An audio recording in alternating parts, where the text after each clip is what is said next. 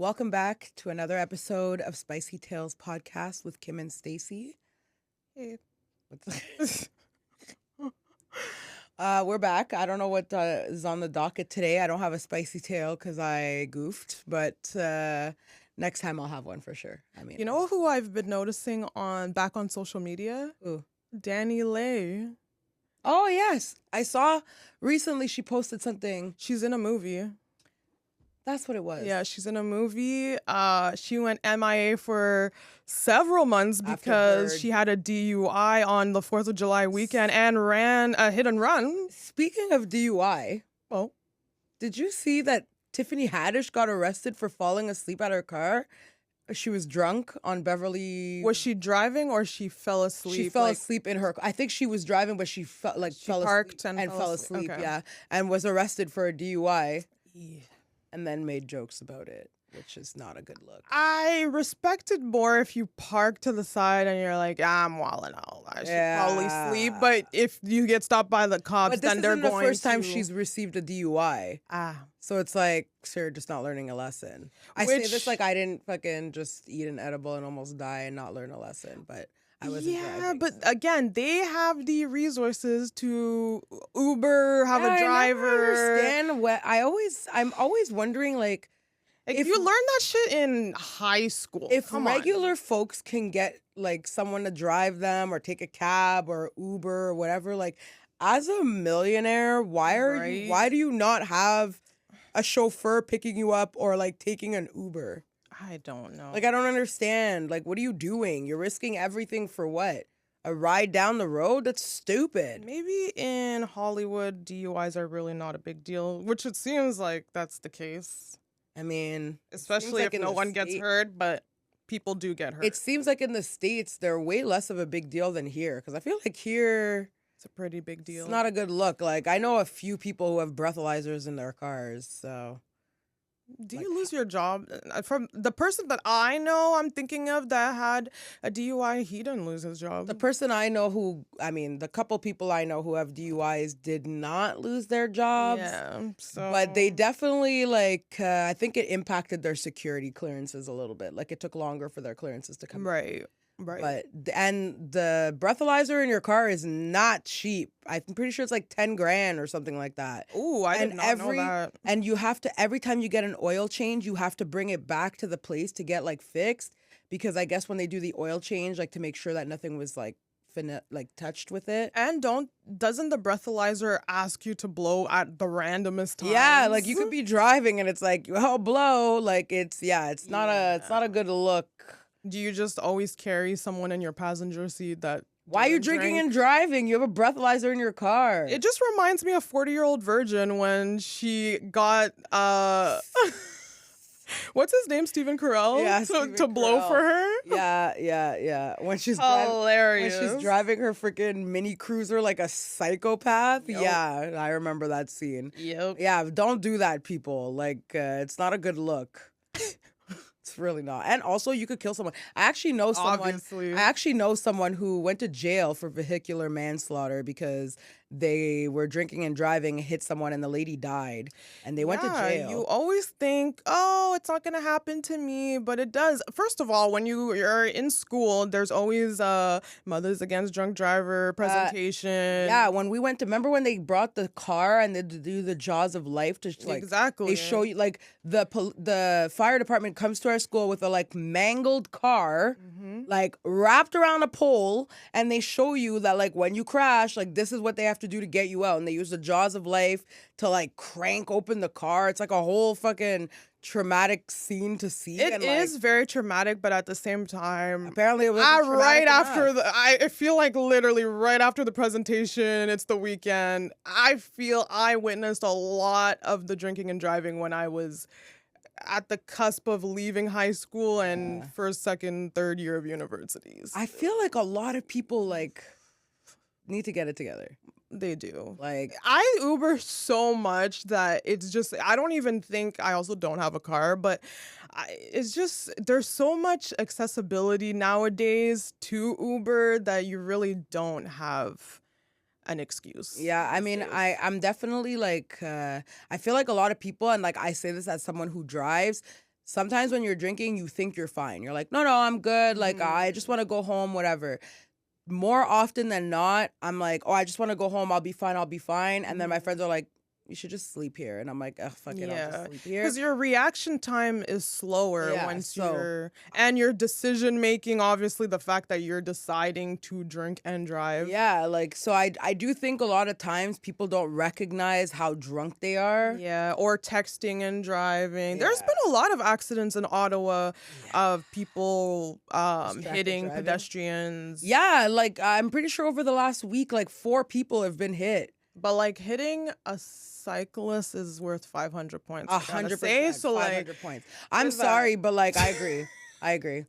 I mean, maybe don't hit them, but when you drive by, definitely open your door and like give them a little, you know? Because like, I'm freaking sick and tired of the cyclists. Well, downtown there's a lot more cyclist lanes, so they have their own lane. So. And even when they have their own lane, they don't give a fuck. I'm sick of the cyclists. I'm not a crazy cyclist. I haven't been on a bicycle in a while, but when I would be on a bike, I didn't even care. I would bike on the sidewalk sometimes. I bike on the sidewalk. I'm not biking. I don't care. I'd rather smoke a pedestrian on my bike than get smoked by a car. Exactly. Like, I'm not going on the road. You like, can't trust these Ottawa drivers. You could be doing everything you need to do when someone hits you. 100%. So 100%. Yeah. People in Ottawa just be wilding out. I don't know if it's because the population of the city has gotten bigger. Now people don't know how to act. I don't know what's going especially when there's snow, which there's always snow, rain, anything that's not perfect weather. What I need is for them to finish whatever they're doing on the highway, remove those little sign thingies. Because the minute people get to like Parkdale, even though there's nothing on the road, just all it is red lights because everyone's stopped. What are you stopping for? I hate it. Like, go for. Anyways, don't even get me started. My sister has anger problems. She has road rage. So please forgive her. First of all, I don't have the kind of road rage that I'll follow someone and get out of my car and start cussing them out. I cuss to myself in my car. Oh, you're always cussing. Oh, yeah, like 100%. Me, I'm always thinking, I know I've made mistakes when driving, so I give a lot of people the benefit of the doubt. But I've been in so many cars, passenger, and you, my boyfriend, my friends, crazy. Like, they will be completely fine in regular life doing everything else, but when they get behind the wheel, they just become a whole different person. It's because it's just annoying. Like, when you're a driver and you're watching other people be stupid on the road, you're like, where did you get your driver's license? Walkley. I'm fucking dying. So how long does the G last for? Like 20 years? 5 years, I think. And then you just have to redo your picture, but you don't have to redo the test. Let's check how long the G lasts. Yeah, because I don't think I'm gonna have to do that for. It expires in 2026, and I got it in 2021. 5 years. That has to. There's no way you're redoing. I don't think I'm redoing everything. No, I just get a renewal. Exactly. Yeah. I think the test is like a long time. I don't know. All I know is if I have to redo the test, I'm for sure failing it. Like, let's be real.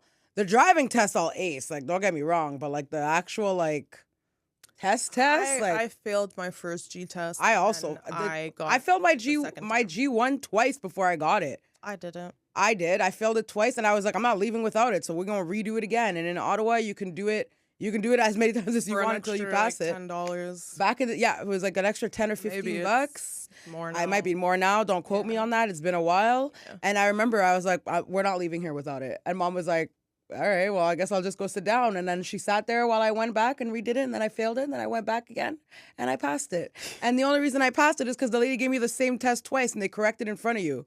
Hilarious. I was like, say less. But my G2 and G, I passed it on like I would flying colors. My G2, I passed it right away, and my my G1, I passed it right away. But my G, I had to redo it. You failed your G? Once. Oh well, I did not.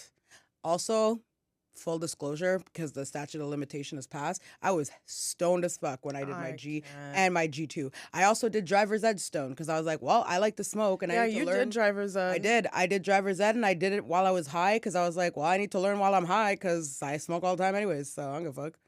And you know what? It worked out for me. And I'm pretty sure in my G picture, I'm stoned as hell as well.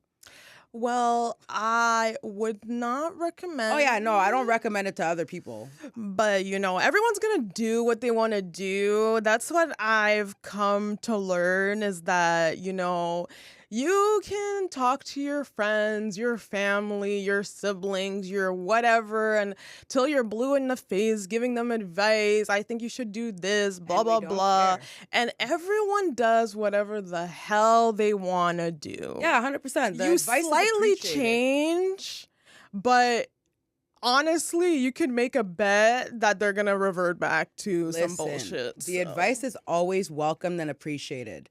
Yes. I don't give a fuck, but it's welcomed and appreciated. And that is why a lot of times I never asked my friends for advice about anything because I knew I was going to do whatever I wanted to do and I did not care what they were going to say. I know what every single one of my friends is going to say about a situation. I don't want to hear that shit. Exactly. So I don't want to hear none of it. And you only change when you want to change. Yep. Even if someone's told you millions and millions of times and sure, they can say, I told you so, whatever, but only when Which is exactly why I don't like telling people shit. I don't want to hear that shit. I don't want to hear I told you so. I don't hear none of that. If I don't say anything, and then no one knows. So it's best that way. Not telling other people not to do. Don't do what we do. Don't do what we do. Yeah. But we be well and out. Oh, yeah. We just don't say anything because I'll be damned if I'm lectured by my friends, by the likes of those hoes. I mean, I already get lectured by mom or my boyfriend. You don't really lecture me about stuff. Lecture you about what? What the fuck? If anything, I'm right there with her. I'm like, yeah, you should do that. Yeah, and I don't really lecture you about stuff either because I just know there are some friends where I personally feel that they make more wrong decisions than right decisions, in my opinion. Facts. But at the same time, everyone's truth is their own reality and everyone has lived a different life. So it's kind of hard for me to be like, oh, you should do this, but you're a completely different personality, different person living a different life, different upbringing. So Not me. When you put all of that into consideration, I don't put none of that shit in consideration. I lecture everybody. When my friends are acting up, they're gonna hear it. And if you know what though, if you didn't want to hear about it, you should have kept it to your fucking self. Don't tell me things because I will come for you. I'm on everyone's ass. Yeah, I am definitely one more conversation with a certain friend to tell her I don't want to fucking hear about it ever again. Don't talk to me about this shit. Don't. Because I do not agree with you, and I might be hypocritical because I've done something similar, but I am more mature and I am on the right path with the Lord. With the Lord. And I do not agree. I second that. So, yeah. I feel like some of our friends, though, they be doing too much. I'm over being with the bad boy. I'm over having the highs and extreme lows. I'm over that shit. That shit is so childish. And the sad thing is that every single issue that we have with any of our friends are always boy related. Why can't you just act right? When someone tells you who they are, accept it. Stop trying to change people. Stop trying to change people. Just like your ass never changes and always does the same thing. Why put different expectations on someone else when you don't live up to those expectations? Facts. And also the whole thinking that you're always right, and trust and believe. I've done this too. A lot of times I think I'm right and the person is wrong. But when something is constantly happening to you, and what's the definition of insanity? Doing the same thing over and over again and expecting different results? Yep. Yeah, that's some of my friends, and I'm like, do you not hear yourself when you speak? Facts. Some people just like to hear themselves speak. I can't do that because I get annoyed of myself. If I'm complaining about something often, well, first of all, I don't really complain to other people like that, but I'm annoyed hearing myself bitch about it. Exactly. So when you're bringing this up to me and we've already had this conversation and you're bringing it up to me and I'm telling you the exact same things, know that I'm hella annoyed. Yeah. the fact that you're not recognizing it, like, where is the self-awareness? It's called not being self-aware. Like, I'm highly self-aware. It's actually You very gotta annoying be. because You it's gotta like, be. you know, it almost fucks with me a little bit. But some people are also better at giving people advice. They give sound advice, but when it comes to themselves, 100%. they're horrible. I don't follow my own advice. Like, stop. Like, I give great advice. My married friends will say this all the time. They're like, you give such good advice. Yeah, because I know better. I just don't do better. And I'm okay with that. It's not worse. Yeah, but I'm okay with it. I'm not complaining about it. Am I? That's the thing. You don't complain about it. I have friends that complain consistently, and I'm like, what have you done to change the situation? Nothing. Like, the same person that says it couldn't be you, you are that person. Yeah, it's not a good look. Like, the jig is up. It was you all along. You were the clown the whole time. You know the meme when it's like, when you find out who's spending your money and she's like choking her shadow? Like, that's literally what it is. Like, guys, you know the worst fight that you will ever have is against your own oh my self. God. You are your worst enemy and your best friend. Yep. So, like, which one are you going to be today? I don't know. I know damn well when I'm doing something wrong. Yeah, like back in the day when people used to turn their locations off when they were with their exes, or fucking, like, just their phone happens to be off that day, or like they haven't been online in 16 hours. I'm like, that bitch is with her ex. Like, you know, like, and usually, and I'm like, I keep saying this, usually when it comes to girls making fuck mistakes, it's because they're with their fucking trash ex, or the guy who they've been trying to get to, like, or they're cheating. Yeah. That's not a good look either. We just gotta be more honest with others than ourselves, guys. It's very hard to be honest with yourself and realize that you're actually the problem. Yeah. You were the problem the whole time. Yep. And trust me, we found out we were the problems lots of times. Oh my God. Whenever I would go on dates and they would ask the question, oh, what happened in your last relationship, I would go very high level, like, oh, it just didn't work out, whatever. But then if we would go on several dates and I felt more comfortable with the person, I'd be like, it was me. It was all me. I was never the girl that would say it was them. I like to take accountability, especially for my past relationships, because I knew damn well it was me. And even if I've never really been the victim. If anything, maybe I was more the victim in my very, very first relationship. And even then, I take responsibility because there were so many times in my head when I knew something was not right here. And I did not listen to my gut. And I just continued because it feels fun. And like, I'm so in love. And even when your so bestest attractive. Even when your bestest friends came and tried to tell you stuff. Oh my God. Yeah.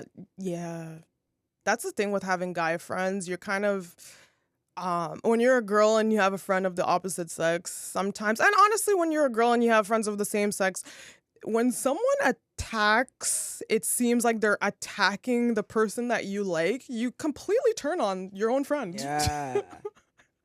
Yeah. You're like, how could you? You just don't want me to be happy. You know what's crazy? I remember, like, way back in the day, one of my friends was dating this guy who, like, is garbage. Mm-hmm. And one of our other friends had heard, like, terrible stories about this person and, like, warned her and was like, hey, like, I'm not trying to tell you how to live. I'm just giving you a heads up that this is the kind of person this person is.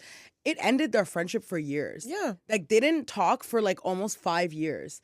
Only for it to all come out that 100% of everything that everyone was saying was facts. This person ended up in jail for, like, their fuck shit. And yeah, like, it literally ended their friendship. It almost ended our friendship because they had not been dating very long and things were moving way too fast. And I was like, bro, like, I don't know, it's red flag. Like, I'm just letting you know. And then they were like, you're supposed to be my best friend. Like, how could you, you're supposed to be, like, happy for me. And I'm like, as a friend, I'm telling you, I'm concerned, you know? Exactly. And it's like, those people will get, like, they'll bite your head off. It's like, because you don't know that you're in the bubble and things are clouded. and you always think that you know best for yourself, but you don't always know best for Also, yourself. I feel like a lot of the times people will double down to not be wrong. Because it's like, I will Stubborn. be damned if you are the one that tells me that I told like you so. I'm gonna prove to you wrong, and it's like Right. the worst mentality. And trust me, I've been there because I've done it. Yeah. And it's like, just because like I would have been not even interested. Yep. But now that you told me that, Mhm. I'm gonna show you wrong, and then Right. you always end up being wrong. But like you just like you get like defensive, like, oh, you think I don't know how to make my own decisions, you know, I don't. Even though you know you're miserable. Yeah, like people will. How many people do we know that have stayed in miserable relationships because they don't want to admit that they fucked up? They don't even want to sleep with their partner. They don't even want to be affectionate with their partner. But the second they go out with their friends, like they put on a show, like, we're so happy. Oh my God, I love him so much. The longer that goddamn caption on your fucking Instagram post or your fucking Facebook, I know the more and more unhappy you are. I'm like, these motherfuckers haven't slept in the same bed in years. I fucking know that shit. I could see it from a mile away. Cause like you're doing too much. You're doing way too much. But like, listen, I've sold the dream before all too. sold the dream. I've sold the dream. I was like, ain't nobody gonna tell me. And it's, you know what's crazy? It's like lying to yourself is the biggest joke of the day. When you lay down at night, you're just like, wow, I'm really miserable right now. Like, they are all wrong. They are all right, but I will never let them see me sweat. Yeah, literally. And that's like the worst way to be. It really It's is. actually terrible. I am so such a bad. stubborn person. I'm 100% guilty of all of this. Same. I've done this. Like, Same. and I don't even care. And the thing is, especially if you're a private person, which I completely respect, you should be private. There are some things that you shouldn't share with people, especially knowing that, you know, if you tell your girlfriend something about your significant other, you know that they're going to hate him basically for the rest of the relationship. So I understand not wanting to say certain things and, you know, picking your battles. But at the same time, never be scared to ask for help. Yeah. If you have like, I mean, there are levels. If you have a sibling, like I know I can always go to my sister, or like if you have a best friend or anyone that you can kind of test the waters with and kind of just see what their opinion would be about a certain situation. Because, and it depends what kind of friends you have. Maybe some friends are really like haters and they do want to see you fall or whatever, and they don't like, because obviously in a relationship there's going to be ups and downs. It's not like you're never going to get into arguments and stuff. Some things are healthy, sometimes you're going to have disagreements. It makes sense. But if you're literally constantly miserable and contemplating leaving your significant other, you really need to either seek help professionally, get a therapist, or like you gotta talk to someone else. But also just let it be known that it's not a therapist's job to like put you in a mental institute or medicate you. That's not what they do. They just listen, okay? They're not PhDs. Like what, a psychiatrist, is it? Yeah, psychiatrist. Like, they're not trying to medicate you. Like, they're just trying to help you work out your emotions. Right. So like, I just feel like a lot of people are under the impression that they're gonna be fucking thrown in a padded cell if they're honest with their therapist. You don't have to lie to your therapist, eh? Like, it's okay. My God. Please tell your therapist the truth. They need to hear it so they can actually fucking help you. Lying to your therapist is hilarious, but I completely understand, because you building that trust, especially if you have trust issues, and also if you're used to lying or used to covering up. Exactly, omitting things. Because I have a feeling, I'm sure there's a lot of people that do see therapists and they only describe things in a certain point of view that makes them look good and highlights how they're the victim. I also think a lot of millennials struggle with like not wanting to be liked, but like wanting to, I don't know what the right way to say this is. It's not necessarily that we care about being liked. We just don't want to disappoint. Right. Or like we just want to like be up to someone's standard. You know what I mean? Like recently, my friend's dad's girlfriend was like, "Oh, you're so well like raised or like bien élevé or whatever," and I'm like, this is not because I want to be. This is a trauma response to having to be on my best behavior, and I think a lot of people who grew up in our time, like our era, are the same. Like they're very much like terrified that they're gonna make their parents look bad. Right. Or, like, it's like it almost gives you a disappointment. Yeah, like it makes you almost anxious to like be less than perfect. Or even admitting that you're depressed or have anxiety because your parents are always like they gave you everything and they came from either like they're an immigrant. So your traumas is just not as big of a deal, even though it really is. Listen, growing up and being raised by parents who came from a third world is a fucking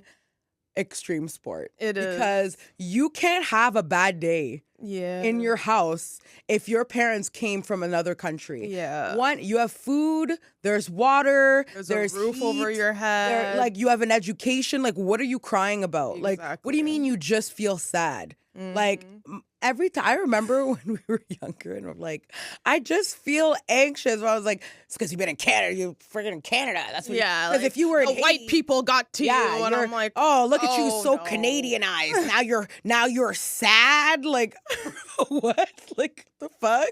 I got bullied at school today. Like I'm not allowed to have a bad day. You like always have to be like tough and just bury your feelings. This is literally an issue that I have in my relationship. I'm constantly burying my feelings and cannot admit to my own self that I feel sad. Literally. Or that I feel down or that I need help, because it's like there's no such thing as like asking for help or like you just gotta always push through. But a lot of the suppression of things comes out in other ways. Yeah. So, you definitely have to confront a lot of the issues and unlearn a lot of things, which typically starts to happen around your brain fully developing. So 25 plus, that's when you start to really deal with all the bullshit that you've been going through your whole entire life. It's funny, 25 plus is like the age range that I was like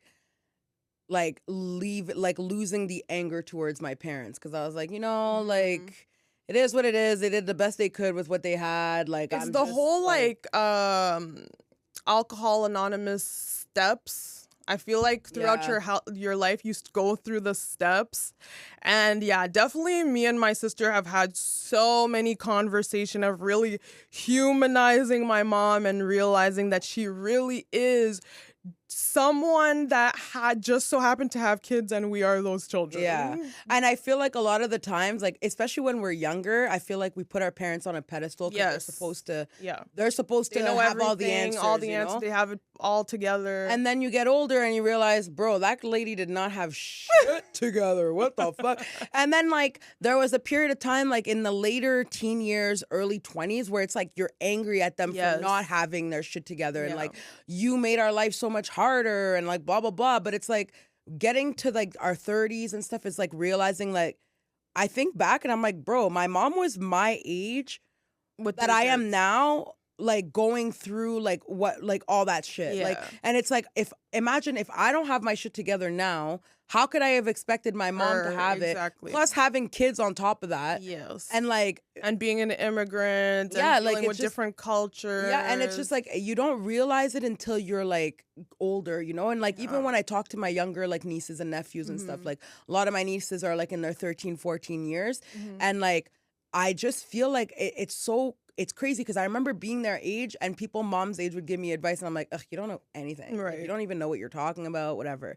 And I look at my nieces and sometimes I tell them stuff and I can tell they're giving me the same reaction. Right. And I'm like, wow, I'm at that stage. Yeah, like I'm just like, I wish you guys would listen because I'm trying to give you good advice. That's the double-edged sort of hindsight, because it's like, you really don't get it until later on after you've gone through so much bullshit and just dealing with your ego, dealing with pride. Yeah, I'm a very prideful person. I'm a very prideful person. I hate it. I definitely agree that we both get that from our mom. I hate it so much because you feel like you're just like, I will. The thing is, being prideful and procrastinating is like the worst combination, because you will delay things and make things bigger in your head than what they really are. I told my sister, I sent out an email, a text message to one of my closest friends that was overdue by 2 years. Yep.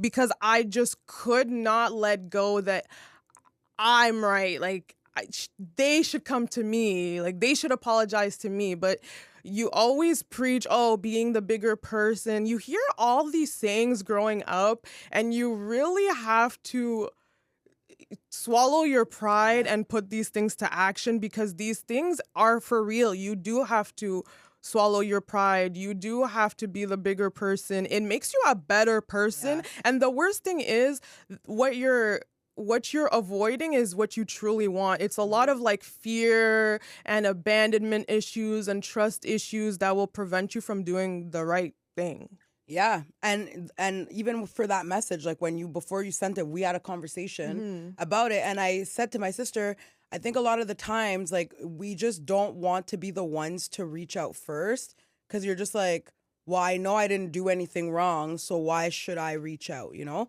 And it's like, when it's people that you actually care about, like, I also, like, a couple years ago, one of my bestest friends that I've had forever, we had fall out for a couple years, and like, as much as like in the time I was just like, I don't care, like, it doesn't bother me, like, I don't give a shit.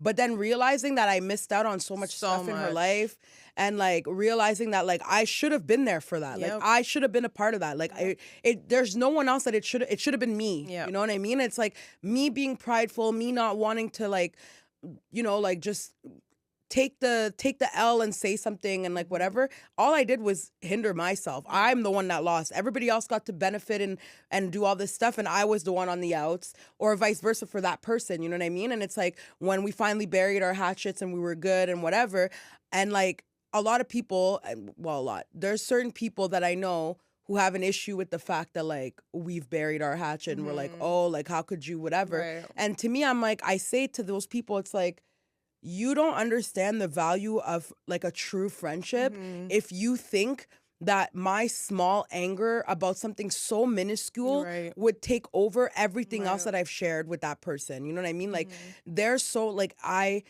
people do things in their lives that they may have done and they didn't even recognize that they were hurting me. Right. Like, sometimes we do things as a reaction because we're just reacting to something without thinking. Right. Me personally, I'm a huge thinker. Like, I think about things before I do them, especially the way I respond to people. And that's something that I've learned over the times, is that now when I respond to something that I know is going to make me angry, I take my time. Right. Before, I would just respond to respond. And now I actually take my time. And I feel like me taking that time to like hear that person out, and even taking those couple of years of us being apart, one, I feel like we needed it because we were very codependent on each other, like to the point that we couldn't do anything without each other. And secondly, like, I feel like it gave me more perspective on like that person coming to me and how much that person meant to me and the place they had in my life, you know, like, because as much as like I am very much the type of person, like, if you don't fuck with me, then cool, like, you said fuck me, so then it's fuck you too, you know? Like, I've always been like that.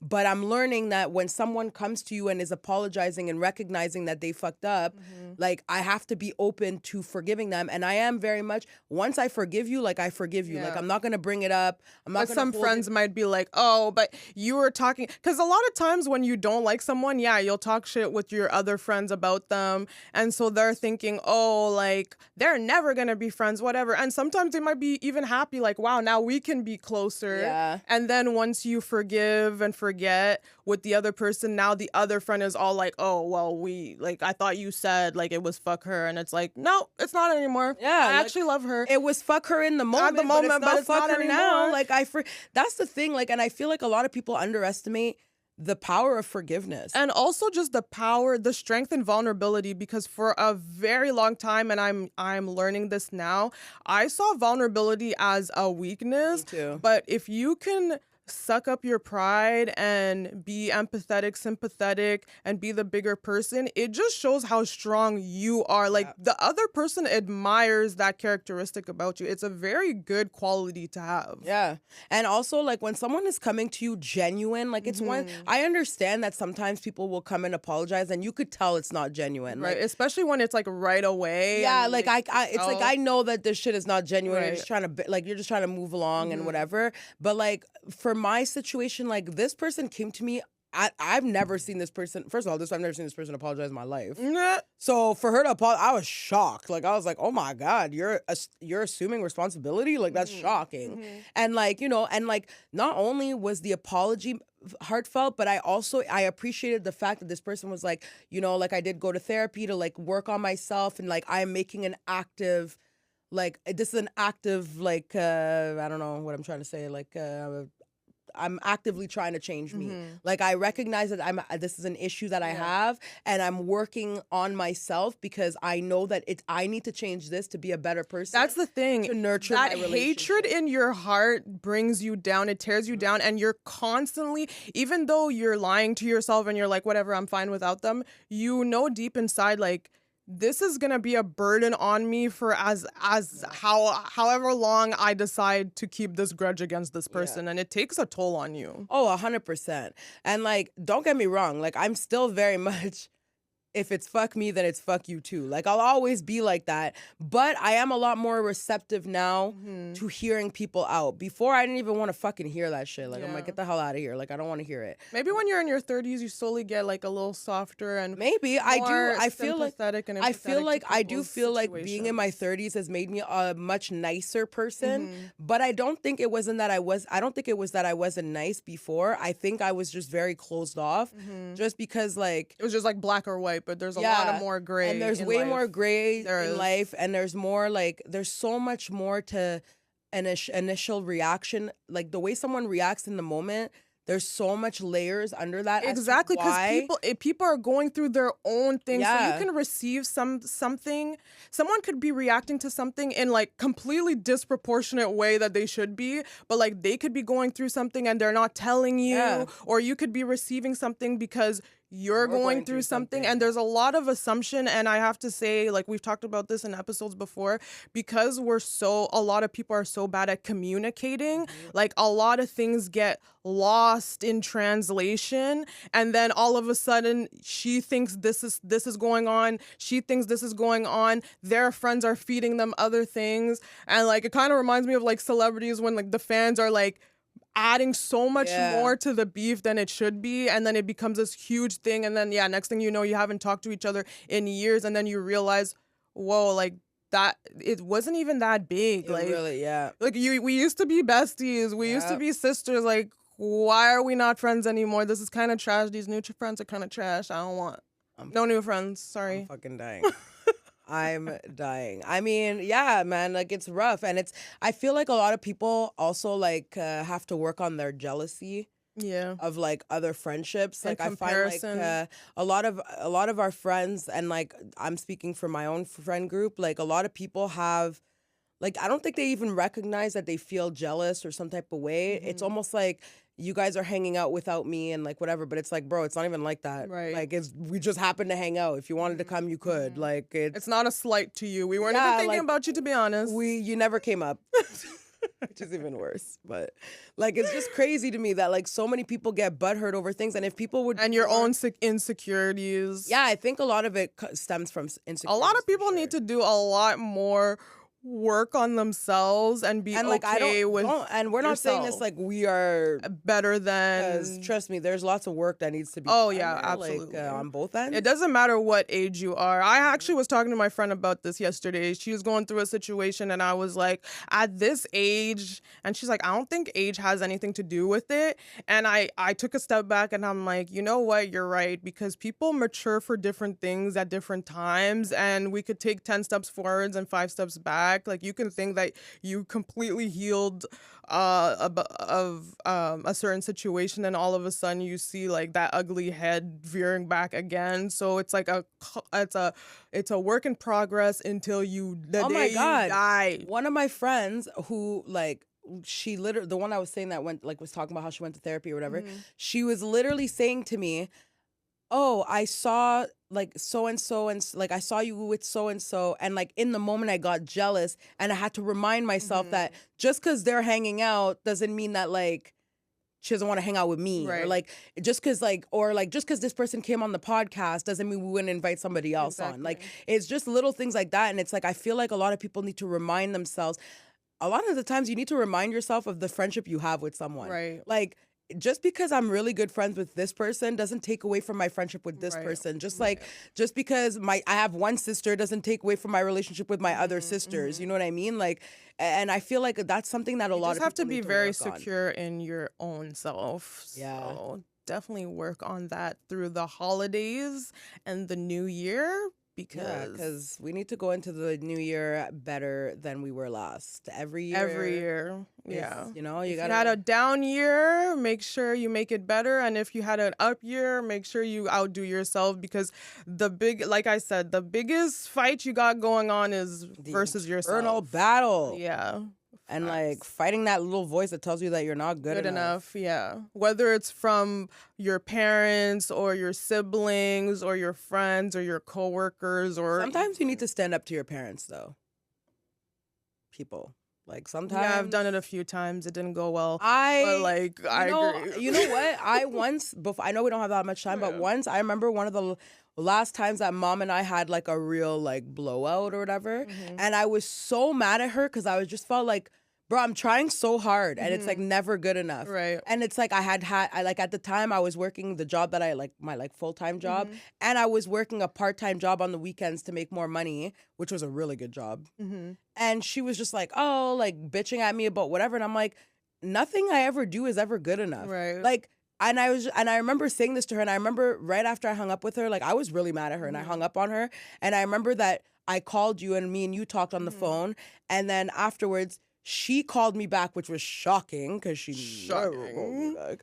And she called me back and she's like, you know, I spoke to Stacy and it really hurt my feelings to hear that you said that you think I'm never proud of you. Like, and I didn't think of it like that. I'm like, yeah, because all you ever do is criticize, you know? And it's like a lot of the times I don't think our parents recognize that everything that they're saying to you sounds like criticism. And you internalize and that. Like that shit, like I live with that every day, you know? Like you telling me that I'm not good enough, even though I'm like, whatever, like F you, on the inside, I'm like, wow, you really ain't shit, you know? So it's like, and nobody else, I don't care about anybody else. I care about what my mom thinks. Right, of course. So it's like, when she's not happy, like as much as I'm like, whatever, fuck her.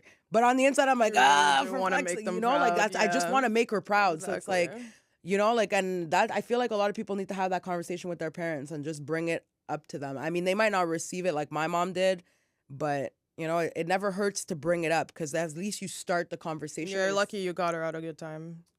Yeah, I mean, she was just finding Jesus at the time, so I got lucky. Yeah. Anyways, with that, it's a wrap. Thank you for listening. Listen to us on Spotify and Apple Podcasts. Watch us on YouTube, like and subscribe on YouTube, and then also follow us on Instagram and TikTok.